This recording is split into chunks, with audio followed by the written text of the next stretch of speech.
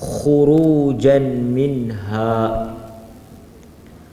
رجل يؤتى به يوم القيامة فيقال اعرضوا عليه صغار ذنوبه وارفعوا عنه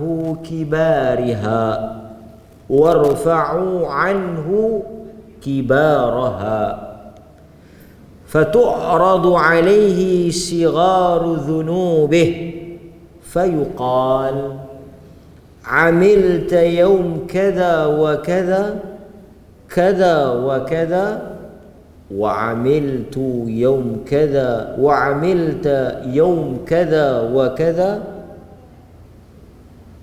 فيقول نعم لا يستطيع أن ينكر وهو مشفق من كبار ذنوبه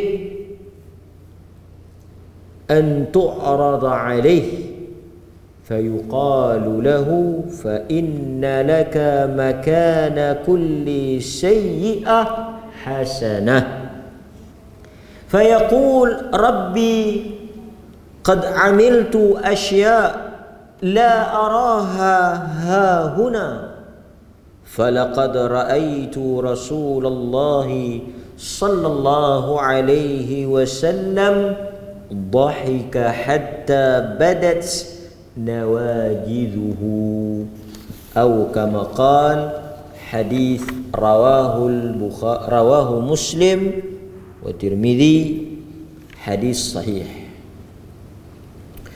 Tuan-tuan hadirin mukminin, kita tengok terjemahan hadis yang kita pilih pada malam ini dari Abu Dzar Al-Ghifari. Kita dah baca tentang kisah hidup dia di Masjid Batu Dua. Abu Dzar atau namanya Jundub, juga boleh dibaca Jundab bin Junadah, daripada suku kaum Ghifar. Abu Dzar Al-Ghifari, di antara orang yang dianggap sahabat besar, Abu Dzar. Dan Nabi SAW sangat cinta dan kasih kepada Abu Dzar. Dan asal Abu Dzar ni daripada kaum ataupun kabilah perompak, penyamun. Asal kabilah dia tu, kerja mereka ni apabila orang datang daripada luar nak masuk ke Mekah, atau daripada Mekah nak keluar daripada kota Mekah nak pergi ke Syam dan sebagainya, mereka akan merompak kafilah, caravan ni, rombongan-rombongan ni. Abu Dzar dia sebut, dia kata teruknya kaum dia ini sehingga kan mereka tidak menghormati bulan haram. Kaum Ghifar ni, kita Rejab ni bulan haram, ada 4 bulan. Bulan-bulan ini sejak daripada zaman jahiliyah, sebelum daripada kedatangan Islam, bulan-bulan ini disebut sebagai Ashhurul Hurum, bulan-bulan haram. Sebelum Islam lagi, orang-orang Arab apabila mereka masuk ke dalam bulan-bulan ini, mereka mengadakan gencatan senjata. Mereka berhenti daripada berperang, merompak, menyamun, mengganggu dan sebagainya, menghormati bulan-bulan ini. Tetapi suku kaum Ghifar yang asal kepada Abu Dzar ini, mereka tak ikut peraturan itu. Mereka menghalalkan bulan haram, sehingga Abu Dzar tak boleh duduk dalam bi'ah ataupun suasana, environment, persekitaran yang teruk macam tu. Dia keluar, dan akhirnya perjalanan dia yang panjang itu, dia bertemu dengan Nabi SAW. Menariknya tuan-tuan, Abu Dzar yang asal daripada kelompok kabilah, kumpulan yang teruk, yang menyamun ni, yang perompak ni, apabila dia pergi bertemu dengan Nabi, dia duduk dengan Nabi, dia balik kepada kaum dia, keseluruhan mereka memeluk Islam di tangan Abu Dhar. Hidayah itu melalui Abu Dhar. Bagaimana Abu Dhar yang hanya beberapa hari duduk dengan Nabi sallallahu alaihi wasallam, bila dia balik kepada kaum dia berjaya mengislamkan mereka, menyeru dan mengajak mereka untuk menerima agama yang dibawa oleh Nabi. Sebab itu tuan-tuan, jasa Abu Dhar kepada kabilah Ghifar besar. Mereka masuk Islam di tangan dia. Dia duduk dengan Nabi, dia terima Islam, dia belajar dengan Nabi, dia balik, dia Islamkan kaum dia. Dan ini tanggungjawab kita penuntut ilmu. Saya dan tuan-tuan, kita penuntut ilmu. Quran kata falawla nafara min kulli firqatin minhum ta'ifah liyatafaqahu fid din. Quran kata falawla nafara min kulli firqatin ta'ifah. Hendaklah ada satu kelompok, kumpulan daripada keseluruhan manusia itu, ta'ifah, satu kumpulan, satu grup. Daripada ramai-ramai itu satu grup, liyatafaqahu fid din, yang mereka ini pergi tafaqquh, mendalami agama, pergi mengaji. Kita keluar, kita mengaji, kita duduk dalam majlis ilmu, kita dengar orang baca hadis, syarah hadis. Apa tugas kita? Quran sebut apa lepas kita menuntut ilmu? Waliyunziru qaumahum, untuk mereka itu balik kepada kaum mereka, balik kepada kampung mereka, balik kepada masyarakat mereka, balik kepada negeri mereka, balik kepada tempat mereka, untuk mengingatkan kaum dan juga keluarga mereka, masyarakat mereka tentang agama. Waliyunziru qaumahum idza raja'u ilaihim, bila kita balik.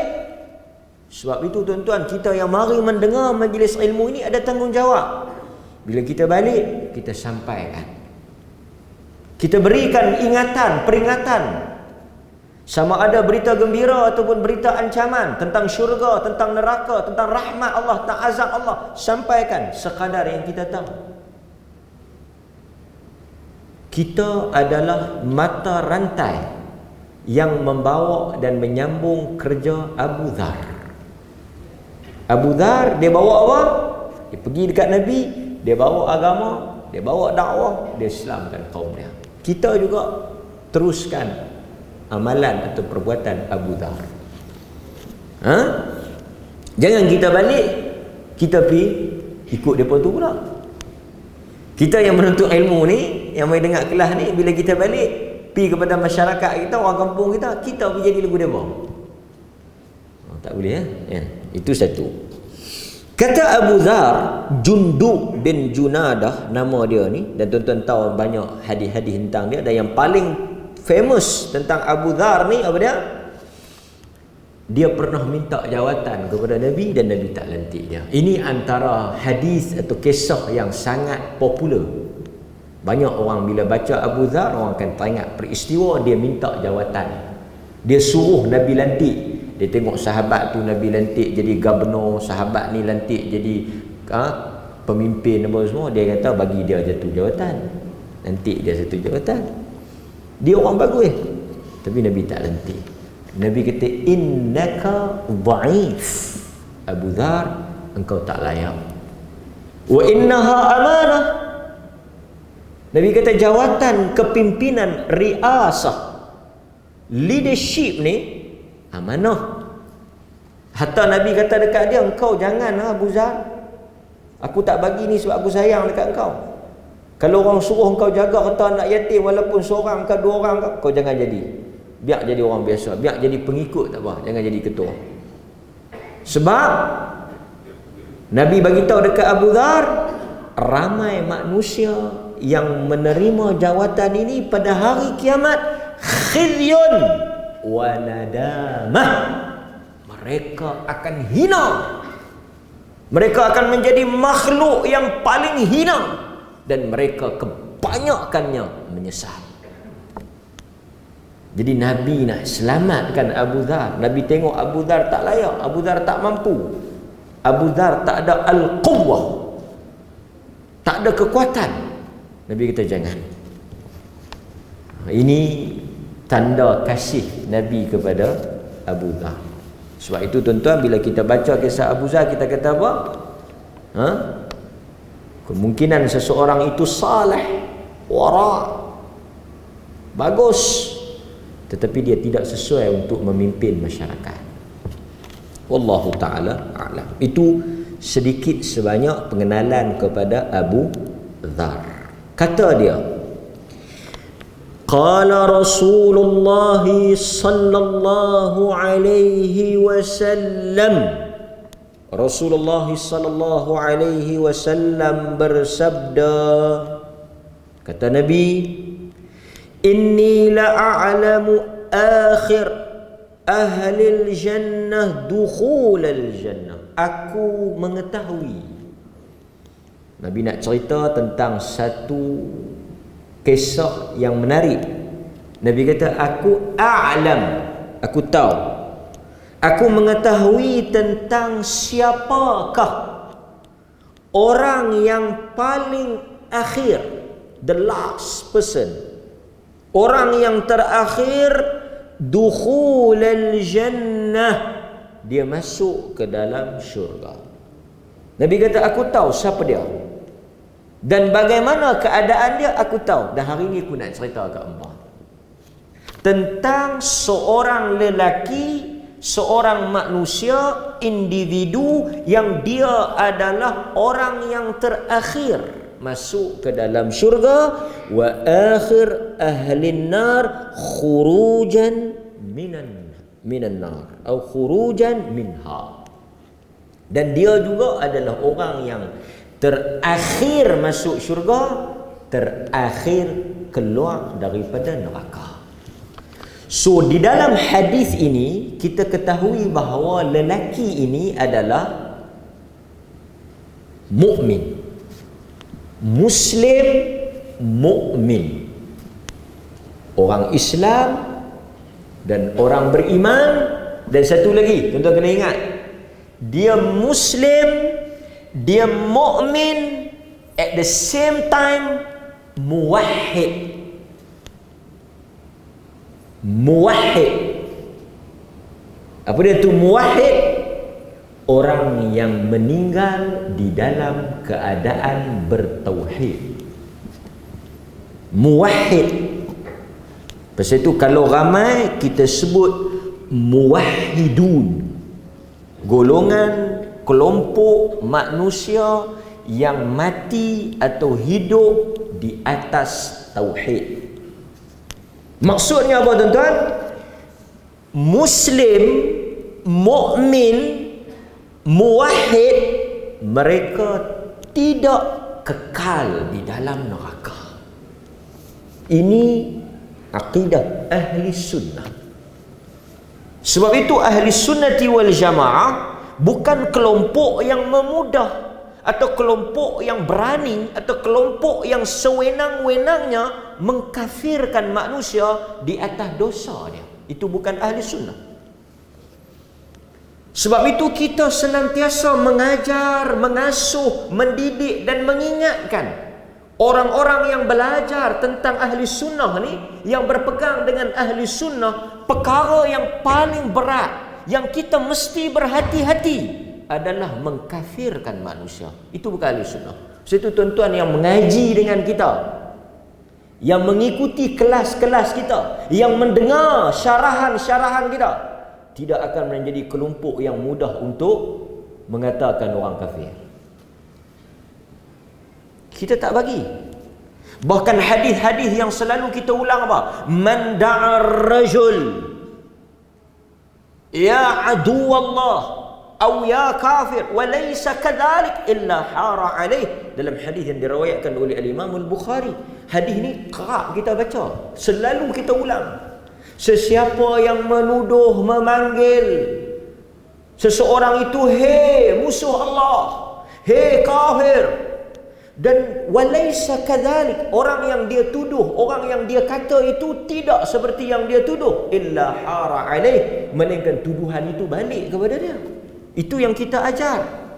Sebab itu kita juga ajar orang-orang yang belajar dengan kita, tuan-tuan. Dulu orang kata kawan tu murtad, kawan ni murtad, apa yang kita ajar? Bila timbul dakwaan kata kawan tu murtad, kawan ni murtad, dulu tuan-tuan ingat tak masa timbul isu seorang tokoh kelahiran Perlis dikatakan kononnya dia murtad, apa yang kita respon? Seseorang yang dikenali, diyakini lahir dalam keluarga Muslim, ibu bapaknya Islam, dan kita mengenali dia sebagai Muslim, maka kita hukum di atas yakin, dan sebarang bentuk tuduhan yang disyak ataupun yang orang sebut tentang dia tidak boleh menafikan yakin diri. Al-yaqin la yuzalu bisyak. Yakinnya dia Islam ke kafir? Dia Islam, Muslim. Macam mana kita yakin dia Muslim? Mak dia Muslim, ayah dia Muslim, dia besar Muslim. Hatta kalau seingat saya, dia pun buat statement sidang media, dia kata dia Muslim. Orang yang duk kata dia berlakon lah tu, dia saja tu, dah orang kata. Tak, kita pegang perkataan zahir dia. Satu orang yang mengaku, sebab itu kita kata apa? Sesiapa yang menghadap ke arah kiblat kita, yang makan sembelihan kita, apa semua tu, syiar-syiar Islam tu, maka dia Muslim. Kita tak pernah kafirkan orang. Cuma tuan-tuan kena bezalah. Contoh, satu orang mai tanya. Ni saya ulang benda ni, tuan-tuan misal duk dengar, siapa yang duk ikut memang kita duk dengar selalu, saya ulang balik nak bagi clear. Saya minum arak. Perbuatan minum arak tu berdosa ke tak? Kalau orang tanya, tuan-tuan nak jawab apa? Berdosa. Perbuatan minum arak tu berdosa. Minum arak ni masuk neraka ke syurga?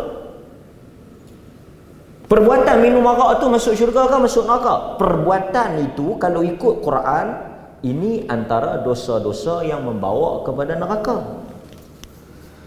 Orang yang minum tu confirm tak neraka? Ahli neraka tu pun tidak? Tak. Ini yang kita sebut. Pasal itu orang yang belajar dengan kita, dia faham. Sebab kita tahu, tuan-tuan, banyak hadis orang yang bunuh 99 orang, akhirnya dia masuk syurga. Orang yang melacur hanya dengan minum, memberi minum kepada seekor anjing, dia masuk syurga. Hatta hadis yang kita baca tu, riwayat Bukhari, sebaik-baik bapa, dia pesan apa kat anak dia? Suruh bakar dia. Hadis Bukhari. Dia tanya anak dia, macam mana aku? Dia kata, ni'mal ab, sebaik-baik bapa. Okey, aku nak pesan bila aku mati bakar. Allah Subhanahu wa ta'ala dah bakar tu, suruh angin tiup. Hadis ni dalam minggu ni kita baca. Bukan minggu ni, berkali-kali ya. Bila dia bangkitkan, Allah Ta'ala tanya dia, pasal apa hang pergi bakar? Dia kata, aku takut. Kalau aku dikebumikan macam ni, aku takut Allah Ta'ala jumpa aku, kena, pasal aku tak buat baik, aku tak semayang, aku tak puasa apa semua. Jadi aku bakar, angin tiup, Allah Ta'ala tak boleh jumpa aku. Allah Ta'ala tak tahu aku duduk tang mana. Selamatlah aku. Dia masuk mana, tuan-tuan? Dia masuk mana? Dia masuk syurga.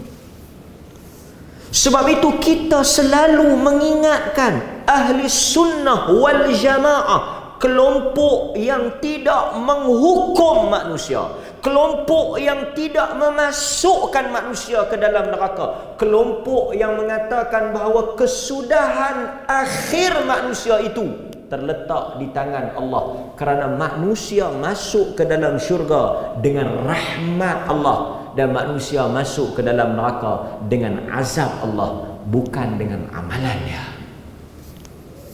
Sebab itu kita tak pernah macam orang duk kata kan, satu orang mati, kita tak pernah kata. Bahkan Al-Imam Al-Bukhari letak satu bab, dia kata apa? Bab tidak boleh menjamin seseorang sebagai mati syahid. Tu kita ajak tu, kita ajak dalam kelas kita. Kita sebut dalam kuliah kita. Satu orang mati, kita tak boleh kata dia tu confirm mati syahid, dia confirm ahli syurga. Al-Imamul Bukhari letak satu bab, tak boleh menjamin seseorang sebagai ahli syurga, tak boleh jamin seseorang sebagai ahli neraka, tak boleh jamin seseorang tu confirm mati syahid, kerana ada hadis Bukhari bawa seseorang yang mati syahid dia ahli neraka. Sahabat kata dia di syurga, dia mati syahid, dia di syurga, dia mati syahid. Nabi kata bal finnar, bahkan dia dalam neraka. Sahabat terkejut. Semua orang nampak, semua orang nilai dia, semua orang tengok dia ahli syurga. Nabi seorang, the only one yang kata dia dalam neraka. Kemudian Nabi kata pergi tengok, dia telah ambil sehelai kain daripada rampas. Hadis ni semua tuan-tuan baca, semua tuan-tuan bisa dengar, bahkan tuan-tuan sendiri dah faham. Pasal apa? Pasal kita duk ajar, kita duk baca, kita duk ajar. Tiba-tiba mari satu kelompok kata kita mengkafirkan orang, wal'iyadu billah, melainkan hang tak dengar ataupun jahat. Sebab itu tuan-tuan, kita kena hati-hati. Kita kena hati-hati dengan sikap ni. Satu dua orang lajak lebih pada laju, kita tak boleh nak buat apa. Itu bukan kerja kita. Kadang-kadang dia mungkin silap faham, atau mungkin semangat dia. Biasa. Kita sambung hadis ni. Hadis ni pun menarik. Yu'ta bihi yawmal qiyamah. Sekali lagi kita syarah, tak ada nak baca habis. Dibawa dia pada hari kiamat, fayuqal, dan dikatakan kepada malaikat, i'ridu alaihi sigar dhunubihi. Sat lagi ni tayang i'ridu daripada perkataan arad, dibentangkan. Di kalangan para ulama, apabila mereka sebut tentang hisab, benda yang kita bincang ni dia berkait dengan hisab. Salah satu daripada nama kiamat apa? Yaumul qiyamah, yaumul jaza, apa lagi? Yaumul hisab. Tuan-tuan kena ingat nama kiamat ni banyak. Al-Qari'ah, An-Naba, Al-Zalzalah, tu semua nama kiamat tu. Pasal apa nama dia banyak? Besarnya hari itu. Jadi salah satu nama kiamat ni Yaumul Hisab, hari perhitungan. Di kalangan ulama, mereka kata bila manusia dihisab, dia ada dua keadaan, dua situation. Yang pertama, arad, the best. Arad, just tayang. Dia hanya kita mai, dia tayang, tunjuk without discussion. Dia tak tanya ni betul ke apa, semua dah tayang, arad. Yang ni yang disebut dengan hisaban yasira. Hisab yang mudah. Hisab tapi mudah. Arad. Tuan-tuan mai, Allah Ta'ala visualkan balik, Allah Ta'ala bentangkan balik, tayangkan balik untuk kita tengok. Itu dia panggil Arab. Satu lagi dia panggil munaqashah. Dia viva. Dia bukan setakat Arab, dia akan tanya, dia akan munaqashah, dia akan soal, dia akan minta bertanggungjawab. Yang ni Nabi kata manuqisha. Dalam sebahagian riwayat manhusiba. Siapa yang kena arak tadi selamat. Dibentang je lah. Macam kita pergi sekolah, semua budak kena pergi ambil report card, kan? Cuma ada budak yang mai clear and clean. Clear and clean, tak ada masalah disiplin, tak ada problem, semua okey, clear. So mak mai duduk mai, dia tak ada apa nak bentang ni, cuma kita nak tengok ni semua okey lah. Kedatangan okey, sikap okey, disiplin okey, penyertaan dalam kelas okey, bahasa semua okey, tak ada lah masalah apa.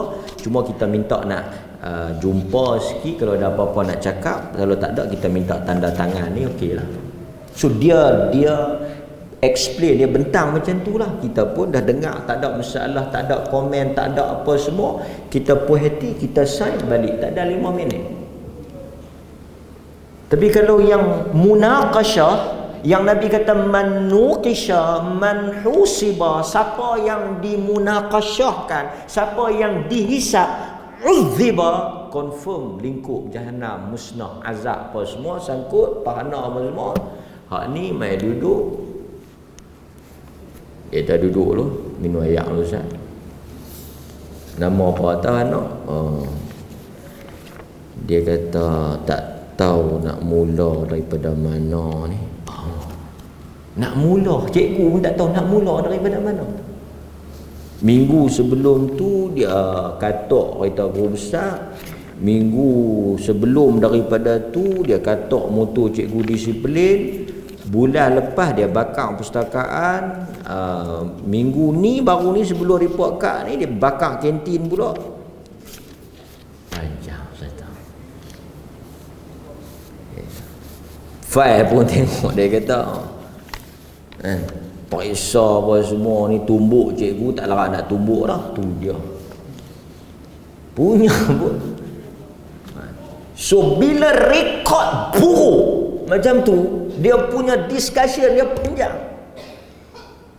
Bapak nak defend pun tak boleh defend, mak hak defend pun tak boleh defend. Dia kata ni semua gambar apa semua, report semua tu ada. Sengap tunduk, sengap tunduk. So tuan-tuan, yang kita nak baca ni yang mana? Arab, bukan munaqashah. Yang Tuhan hanya apa ni, just tunjuk, show report tu, tengok betul tak betul buku amalan kita tu, betul Tuhan let go. Sekejap kita sambung, kita tengok dia kata apa. Allah kata dekat malaikat sekejap lagi, i'ridu alaihi sighar dhunubi, tunjuk dosa-dosa kecil dia,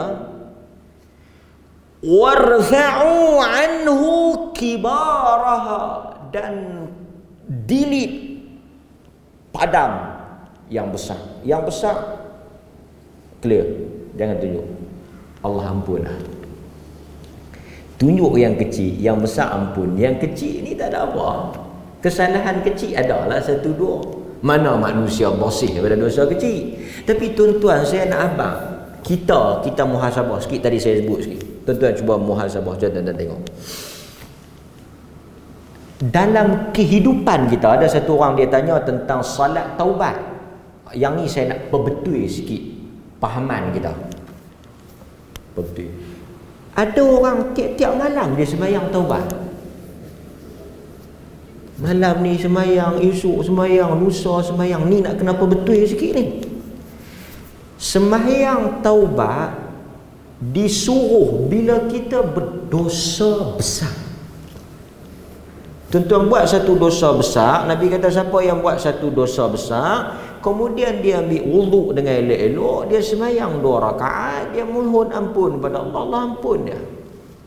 Semayang taubat ni bukan semayang yang dibuat secara harian, bukan dibuat secara kebiasaan. Dia bukan macam semayang tahajud. Dia bukan macam semayang witir yang Nabi buat setiap malam, every night. No, semayang taubat bila dibuat bila kita berdosa. Kalau tak ada dosa, kita tak payah buat lah. Dosa kecil, tuan-tuan, memang tiap-tiap masa dah padam. Saya bagi contoh kat tuan-tuan. Bila dosa kecil nak lekat? Dosa kecil ni bila nak lekat? Okey, kita mula maghrib tadi.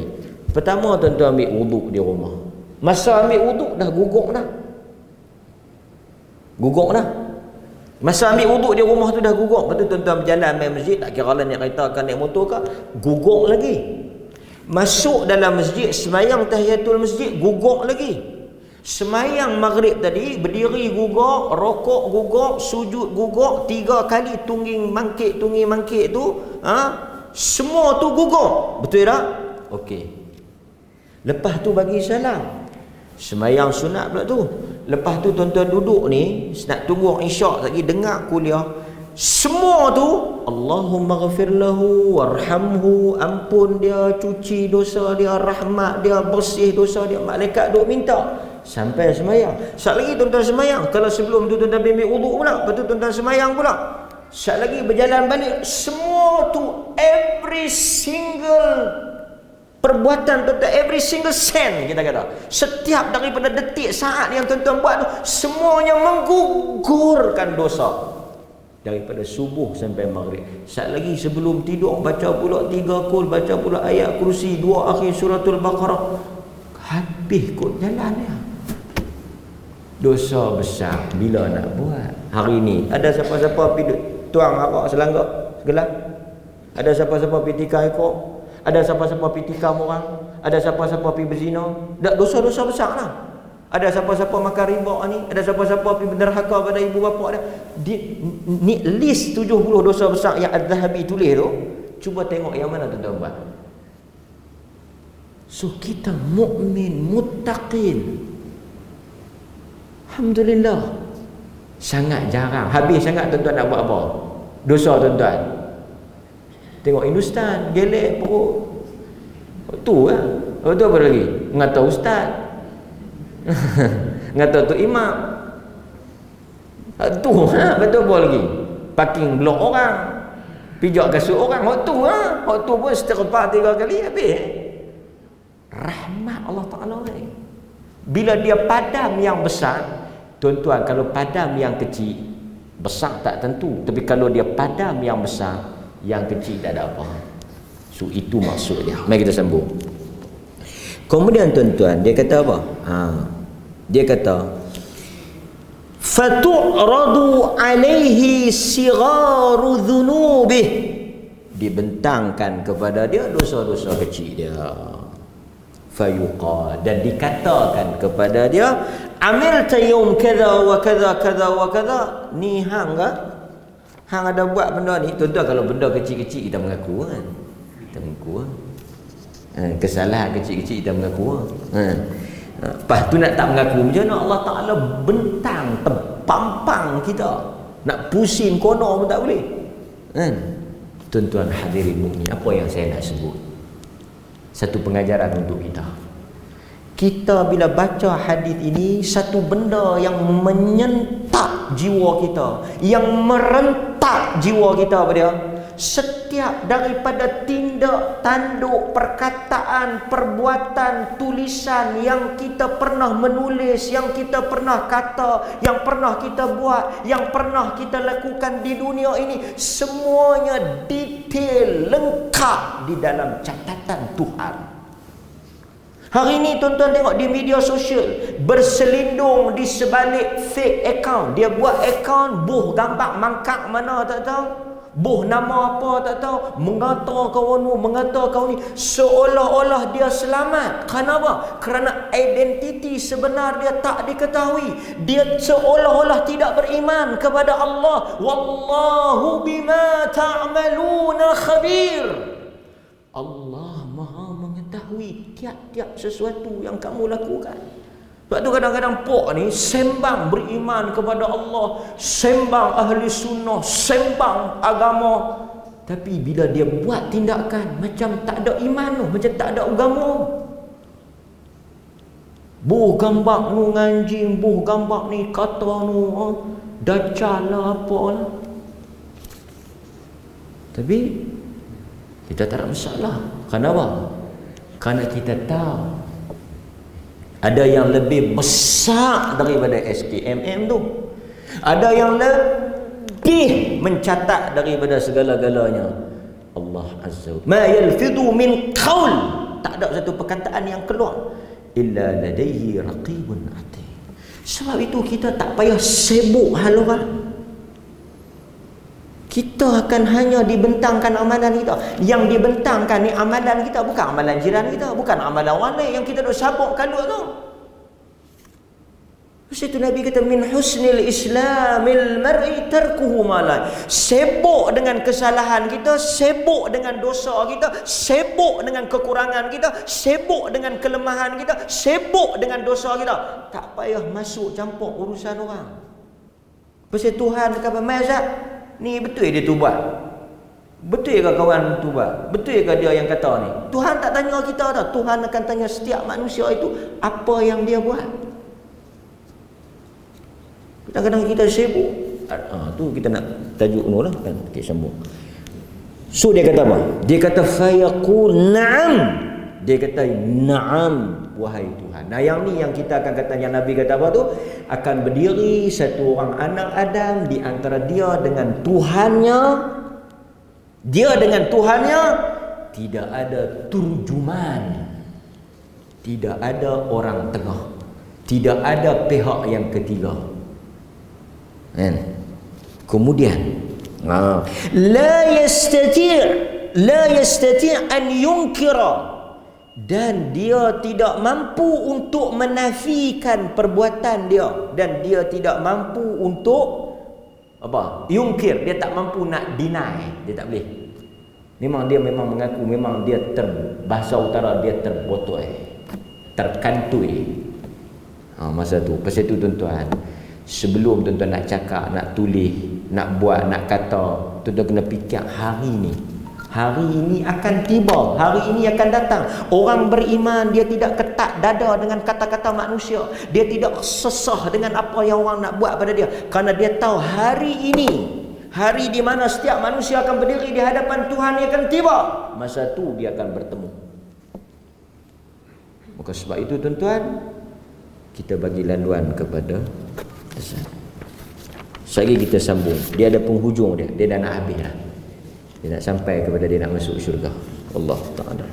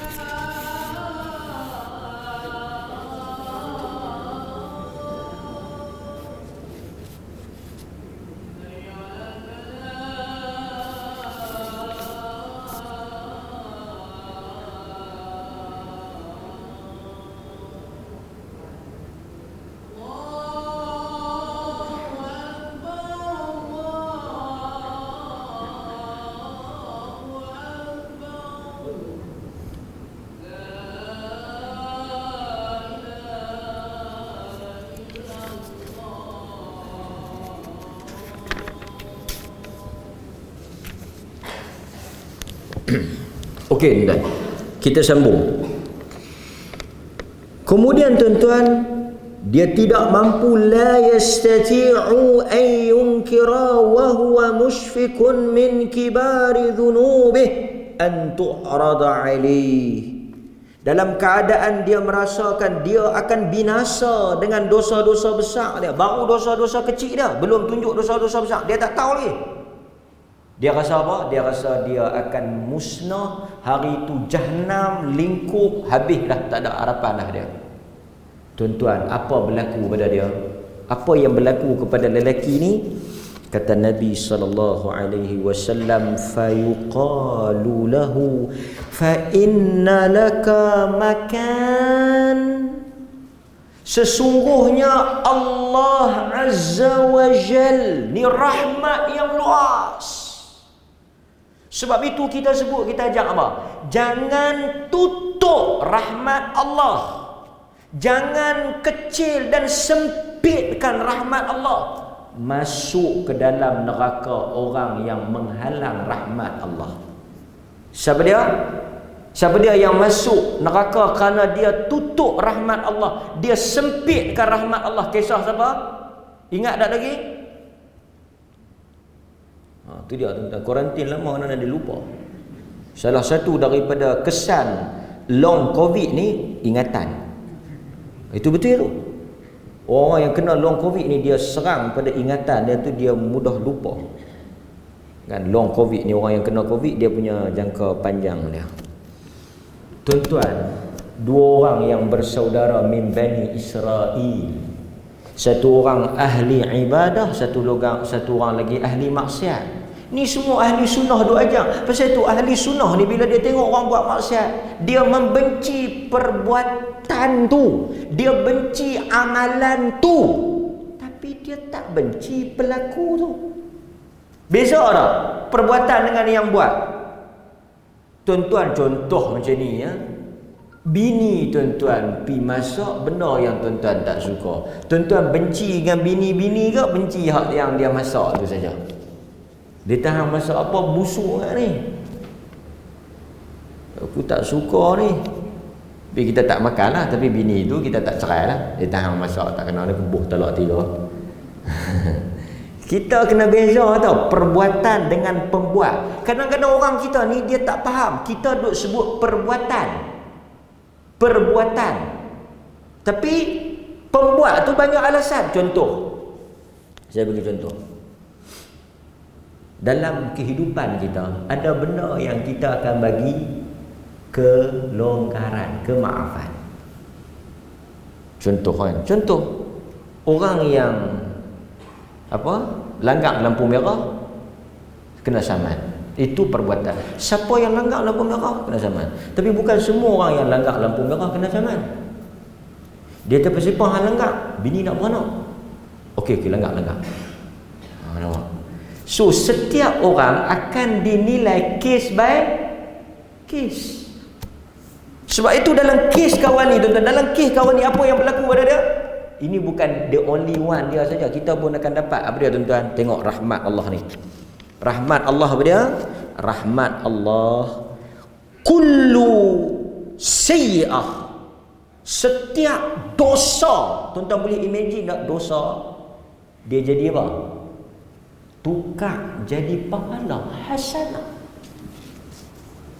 Semua dosa-dosa dia tu, mencuri ke apa ke, buat benda jahat ke, ditukar menjadi pahala. Macam mana nak tukar jadi pahala? Tengok dalam surah Az-Zumar ayat 70. Macam mana kita nak tukar dosa ni pergi jadi pahala? Az-Zumar 70. Buka tengok. Kita baca.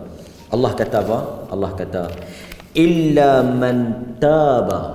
Nak ditukar dosa tuan-tuan jadi pahala, nombor 1 Quran kata illa man taba wa amana wa amila amalan salihah. Satu orang yang dia bertaubat Lepas dia bertaubat itu, dia meneruskan kehidupan, dia memulakan kehidupan dengan the new chapter, the new book. Dia fokus. Yang lepas jangan kita fikir, jangan lepas yang kita duduk kira. Yang lepas tu sudah afallahu amma salaf. Tuhan dah clear. Permulaan kehidupan manusia itu bermula daripada detik dia bertaubat tu. Itu the new age. Itu zaman baru dia. Pasal itu kita pun tak boleh duk buka. Dia ni namanya jadi Tok Bilal.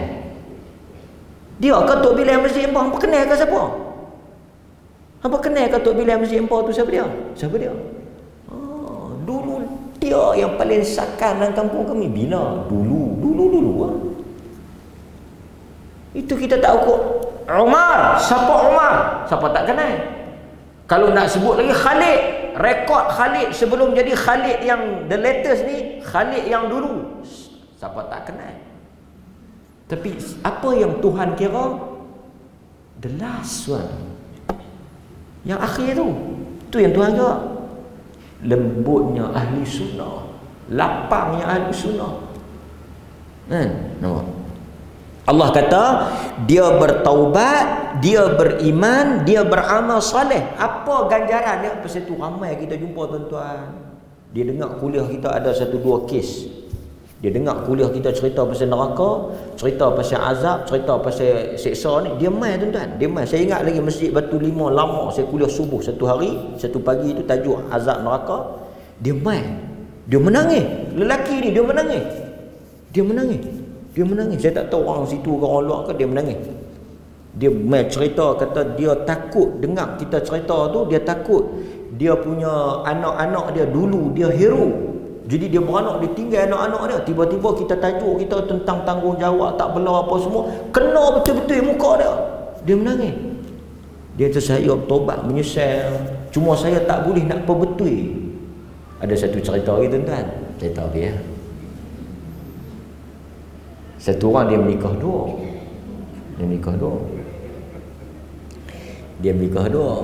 Kita sembang kan, kata pasal apa pergi menikah dua. Alasan dia bagus. Dia dah tua dah tapi dia menikah dua. Dia kata dulu masa dia first marriage dulu, masa dia menikah satu, dia terlepas banyak momen-momen yang sepatutnya dia tak sempat tengok anak dia membesar, dia tak sempat hantar anak dia pergi sekolah, dia tak sempat nak asuh anak dia. Jadi zaman anak-anak dia kecil tu dia besar pasal dia sibuk. Tengok-tengok mai habaq balik mai dia tempak dia nak kahwin. Nak kahwin dah. Dia sibuk, dia tak ada. So dia kahwin pula kali kedua pasal dia nak buat, nak rasai inilah, dia nak hantar anak didik asuh ni. Saya kata mudah-mudahan Tuhan berkatlah. Pasal dia memang so kadang-kadang manusia ni dia fikir, dia rasa bersalah, dia rasa rugi. Tapi dalam ayat surah Az-Zumar dia memberikan harapan. Sebab tu saya kata kat tuan-tuan, manusia hidup, manusia kita ni, kita boleh survive. Tuan-tuan ingat betul-betul, tuan-tuan terima hakikat ni. Kita hidup ni semata-mata kerana harapan. Pasal itu yang kita kadang-kadang walaupun kita rasa kecewa, tapi senantiasa manusia itu dia ada harapan. Manusia hidup atas harapan. Harapan kita yang paling besar syurga. Kita duk harap kita masuk. Tak apa yang ni terlepas, yang ni tak dapat, yang ni orang ambil, yang ni kita rugi, yang ni kita gagal, yang ni kita kecewa. Kita duk ada harapan lagi nak boleh survive, nak boleh hidup, kita tak terjun lagi kolam. Kita tak terjun lagi tak mana-mana, kita tak minum racun tikus ke paraquat ke. Pasal apa yang tuan-tuan tak bunuh diri? Pasal apa? Pasal tuan-tuan ada satu lagi harapan, iaitu Allah masuk dalam syurga. Tapi kalau Tuhan habaq hang, minta maaf, sorry to say, hang tak ada tempat dalam syurga. Habis. Selagi tak ada kata putus daripada Tuhan menafikan kita ada ruang di dalam syurga, semua ini hanyalah kecil bagi kita. Pasal itu semua ni kecil ya, bila kita ada harapan yang paling besar syurga Tuhan. Pasal itu tuan-tuan, Allah kata pada orang yang macam ni, yang saya kata tadi, yang dia main menangis, yang dia menyesal tu, Allah kata tuan-tuan kadang-kadang bila teringat tuan-tuan menyesal, rasa bersalah kan, ada benda-benda tuan-tuan buat dulu hak jahat-jahat, tuan-tuan menyesal. Allah kata apa? Siapa-siapa yang dia menyesal di atas dosa dia, bila dia teringat dosa dia, dia menyesal tuan-tuan, Allah kata apa? Faulaika yubaddilullahu sayyiatihim hasanah. Orang-orang yang apabila dia menyesal, dia mengingat dosa-dosa dia, dia muhasabah, dia terasa bersalah, dia rasa berdosa, Tuhan kata yubaddilullahu sayyiatihim, Allah tukar dosa-dosa itu menjadi pahala. Dosa-dosa yang dia bergelumang, yang dia buat dulu ni di atas kejahilan dia, di atas kelemahan iman dia, bila dia insaf, dia menjadi mukmin, dia menyesal, Tuhan kata semua itu tidak pergi kosong, semua itu jadi pahala. Pahala tu punca apa? Pahala di atas dia menyesal. Sebab itu taubat, tuan-tuan tak semayang, taubat pun tak apa, tuan-tuan tak istighfar pun tak apa. Salah satu daripada taubat, tuan-tuan dianggap bertaubat, tuan-tuan dikatakan bertaubat, tuan-tuan dikira bertaubat, apa dia? An-nadamah, an-nadamah. Nabi yang sebut an-nadamah taubah. Seseorang yang menyesal itu dianggap taubat. Siapa-siapa yang dia menyesal, dia rasa menyesal, dia dikira bertaubat, dan Tuhan dah ampun dosa dia. Baru nadamah, baru menyesal. Nampak? Okey hadirin mukminin. Kemudian tuan-tuan, itu surah Az-Zumar ayat 70 yang menyokong apa yang berlaku pada lelaki ini. Allah tukar dosa jadi pahala. Lepas tu tuan-tuan, dia kata dekat Tuhan, dia tanya Tuhan, dia query Tuhan, dia kata apa? Dia kata, ya Rab, qad amiltu asya. Nanti sat ya Allah. Qad amiltu asya, aku ada buat 2-3 benda. Syai' satu, asya ni banyaklah, dia duk abang kat Tuhan. Nanti sat lu. Ni dia punya hisap dan nak sesi dia nak tamat dia, session dia nak expire dah, nak habis dah. Tapi dia tanya pula Tuhan, pasal apa? Dia rasa sat dulu nanti sat. Dia kata la araha ha huna. Ada lagi ni aku buat ya Allah, tapi aku tak nampak pun.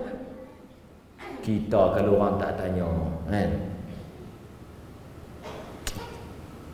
Contoh tuan-tuan lalu Roblox, JPJ suruh jalan, tuan-tuan ada buat kesalahan, tuan-tuan nak jalan kan nak berhenti? Jalan-jalan, JPJ duk kata jalan-jalan. Suruh saya jalan nanti dulu. Suruh jalan apa, saya tak boleh lesen. Suruh pergi tepi lah. Dia ni macam ni. Dia pergi declare, dia pergi mengaku, orang kata, dia pergi confess.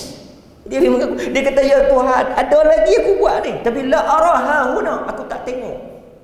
Apa makna dia? Bukan Tuhan lupa, bukan Tuhan silap, bukan Tuhan tak tahu. Pasal apa Tuhan tak declare? Pasal apa Tuhan tak tunjuk? Pasal apa Tuhan tak isytiar? Pasal Tuhan ampun. Tuhan tak tunjuk, Tuhan tak habaq, Tuhan tak tayang kat kita. Bukan kerana tak ada, bukan kerana dia lupa, bukan kerana patutlah ada ke? Malaikat cuti hari tu. Malaikat cuti. Pasal kadang-kadang kita duk dengar ceramah mutaakhir ni, kuesakan dia punya kartun. Tuan-tuan dengar tak yang Firaun selam pergi jumpa Firaun selam. Tuan dengar tak cerita Firaun selam? Firaun sebelum jadi Firaun dia selam. Dia jumpa dengan wali mana tahu, wali tu yang doa dia jadi Firaun. Lepas dia jadi Firaun, dia lawan Musa. Wali tu yang punca dia, bukan Firaun, wali tu. Pergi cari wali tu, katok dia dulu. Ada pula dia boleh pergi doa Firaun. Tu satu cerita. Lepas tu dia cerita pula tuan-tuan, kita pun tak tahu ni cerita yang paling terkini ni. Ada kuda Firaun tu. Kuda Firaun apa? Kuda Firaun lah. Firaun naik kuda sampai tepi laut. Sampai tepi laut, kuda Firaun tak mau pi. Pasal apa kuda Firaun tak mau pi? Pasal Firaun tahu satgi nak tenggelam. Lepas tu macam mana Tuhan nak bagi Firaun jalan juga? Tuhan habang kat malaikat hampir jadi kuda perempuan, hampir mengorak kuda jantan Firaun. Jadi malaikat pun jadilah kuda perempuan, pi mengorak, piwit piwit. Jadi kuda Firaun ni yang steady ni, dia tengok, ai segak ya. Dia pun tekam pergi kat kuda betina tu. Firaun tak ada nak kata apa, Firaun pi. Bila Firaun pi, yang geng-geng pun ikut pi. Punca dia ni kuda jantan ni tak guna ni. Yang tak ada iman ni, dia pergi galak kat kuda betina. Habis tenggelam Firaun punca kuda jantan ni. Maka lahirlah kopi kuda jantan. Cerita ni tuan-tuan, pi kedai ikan bakar, order sotong lambat. Order sotong goreng tepung, dia lambat, orang ramai. Sementara nak tunggu sotong goreng tepung siap, kan, nak tunggu ikan bakar, orang ramai, lambat. Sembanglah kuda jantan, kuda betina, boleh lah. Layaklah dengan kedai ikan bakar. Sambil nak tunggu sotong goreng tepung. Cerita, tahu tak macam mana sotong goreng tepung ni yang lambat? Tahu tak macam mana yang lambat? Cerita sotong goreng tepung ni lambat. Dengar ni. Sotong mula-mula tu dia goreng cepat dah. Mula tu dia cepat. Tiba-tiba dia jumpa kawan dia yang lama tak jumpa dalam belanga tu, bersembang. Bila dia pun bersembang, dia pun tanya, hang pi mana? Dia kata, aku kena sangkut ni, oh betul macam mana tak tahu, tiba-tiba tengok depa balut tepung kat aku. Bersembang lama tu yang lambat sotong goreng tepung. Padanlah nak cerita bohong pun. Kalau duk langu lapar lah kan. Tiba kita duk sembang bohong, tak tahu mai sotong goreng tepung. Sesah balik kan. Tapi nak cerita di masjid mengarut macam tu, tuan-tuan tak ada saya kata apa. Kalau saya kata sahih tadi tersengak tuan-tuan. Tuan-tuan yang dengar pun gelak lah. Hadirin mukminin, cuma saya nak cerita kat tuan-tuan, last sekali tadi kita ada dengar khutbah Jumaat. Orang perempuan tak dengar, tak cerita sikit. Khutbah Jumaat tadi ni dia cerita pasal Isra' Mi'raj, tapi tak payah duk ceritalah, banyak orang cerita dah. Saya nak cerita hujung khutbah tu kata, kita sembahyang asal 50. Kan? Last sekali dia jadi 5. Dia jadi 5. Tapi pahala dia 50. Tuan-tuan, saya nak kait dengan hadis ni apa dia? Saya nak kait dengan hadis ni, tuan-tuan dengar elok-elok. Kita sembahyang 5 kali, tapi kita dapat pahala 50. Satu kebaikan dibalas 10. Tuan-tuan kena ingat, satu kebaikan dibalas 10. Tuan-tuan nak tengok ayat tu tak? Yang kata satu dapat 10. Okey, tak apa, sebelum tu saya nak cerita kat tuan-tuan. Nabi ajak kita, siapa yang nak puasa sebulan, tak larat nak puasa 30 hari, dia puasa 3 hari cukup. Ni bukan hak 13, 14, 15 tak, no. Hari-hari lain pun tak apa. Tuan-tuan hanya perlu puasa 3 hari, tuan-tuan dapat pahala 30 hari. Tapi yang ni hanya sunat. Sekejap lagi duk pergi buat Ramadan ni jahanam aku. Dia pergi puasa hari pertama, Ramadan nombor 1, Ramadan nombor 2, Ramadan nombor 3. Hari keempat dia tak puasa dah. Bini dia tanya, awak abang takat 3 hari? Tu dia lah, hari tu aku ajak tak mau pergi. Ustaz, abang 3 hari macam puasa sebulan. Kalau kita puasa sebulan, lebih dah ni, tahu tak? Lebih pada yang syariat. Okey tuan-tuan, yang ni saya nak cerita pahala. Okey, 3 hari sama macam 30 hari. Pasal tu kita kata, siapa puasa Ramadan boleh 30. Sambung pula 6 hari Syawal, dapat 6, 36. 36 satu kebaikan 10, 360. Dapat tak satu bulan? Dapat. Pasal tu sebahagian ulama kata, siapa yang tak puasa 30 tak dapat. Maksudnya tu yang mereka duk bincang tu. Ganti dulu kau puasa 6 dulu. Ganti dulu kau puasa 6 dulu. Kena ganti dulu. Pasal nak dapat puasa 6 kena bagi lengkap 30. Itu antara argument dia. Dapat. Siapa tak ganti, dia puasa 25, dia campur dengan 6, dia tak ganti lagi, dia campur dengan 6, baru 31. 31 baru 310. Setahun 360. Tuan-tuan boleh faham tak? Kalau tuan-tuan boleh faham, tuan-tuan daripada cahaya. Kalau tuan-tuan tak boleh faham, tuan-tuan daripada selut pasiang ni. Kola boleh. Okey, boleh faham? Okey, lagi apa dia lagi yang satu balas 10? Satu balas 10 apa dia lagi? Yang Nabi SAW apa dia? Selawat. Yes, selawat. Lagi apa dia? Satu juga sebut selawat dia. Selawat. Tuan-tuan tahu tak, dalam Quran ada sebut 1 dapat 10. Pasal tu yang tuan-tuan duk main bubuh RM1 tak bubuh RM10 tu. Dia tahu abang duit banyak tapi duk bubuh RM1 ya. Hang tahu tak RM1 macam 10. Jahannam boleh kena ke dia. Dalam Al-Quran tuan-tuan tengok Al-An'am, surah Al-An'am ayat 160. Al-An'am, Quran kata man jaa bil hasanati falahu asyru amsalihah. Siapa yang buat satu kebaikan, kami lipat 10 kali. Al-An'am 160. Tapi buat jahat 1. Apa kaitan dengan hadis ni? Tuan-tuan boleh bayang dah, bila kita dibentangkan esok, buat baik darab 10, buat jahat 1 darab 1. 1 darab 1 berapa? 1 darab 10, 10. Tiba-tiba tuan-tuan boleh bayang tak? Boleh imagine tak? Satu orang yang Allah kata hang buat 1 aku bagi 10 pahala, kalau hang buat dosa aku buat 1 aku bagi 1, tak tahu dia masuk neraka juga. Kalau dia bayang apa maksud dia? Punya teruk hang ni. Punya teruk. Tuhan nak bagi segala-galanya, Tuhan nak pelepah bagi masuk syurga. Sampai dia ganda 10 pun hang tak masuk juga, hampir masuk 1 tu. Memang hang punya pasal rahmat Allah tuan-tuan. Kita boleh tanya Tuhan, pasal apa yang baik dapat 10, yang jahat dapat 1? Mana fair? Begitu mudah nak masuk syurga, payah nak masuk neraka. Boleh kita tanya. Tuhan tidak ditanya tentang perbuatan dia, tapi kita yang ditanya. Maka tuan-tuan, rahmat Allah luas, seluas. Tuan-tuan keluar lagi, tuan-tuan tengok sebelum balik, tuan-tuan tengok luas tak? Luas lagi rahmat Allah. Sallallahu ala nabiyyina Muhammad wa ala alihi wa sahbihi wasallam. Walhamdulillahirabbil alamin.